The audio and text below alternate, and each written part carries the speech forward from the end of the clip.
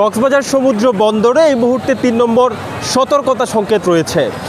আবহাওয়ার এই বিরূপ পরিস্থিতিতেও কক্সবাজার সমুদ্র সৈকতের বিভিন্ন পয়েন্টে আমরা পর্যটকদের ভিড় দেখতে পাচ্ছি। এই মুহূর্তে রয়েছে সৈকতের সুগন্ধা পয়েন্টে। এখানে আমরা পর্যটকদের উপচে পড়া ভিড় দেখতে পাচ্ছি, যেহেতু গত 2 দিন ছিল সাপ্তাহিক ছুটির দিন এবং আজকে সরকারি ছুটি, এবং টানা 3 দিনের ছুটি পাওয়ার কারণে ভ্রমণ পিপাসু মানুষ কক্সবাজারে ভ্রমণ করার জন্য এসেছেন।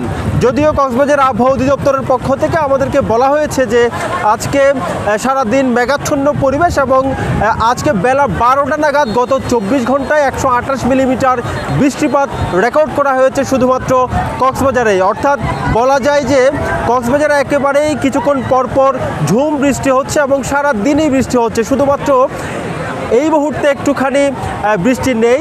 এই বৃষ্টি না থাকার এই সময়টাতে আমরা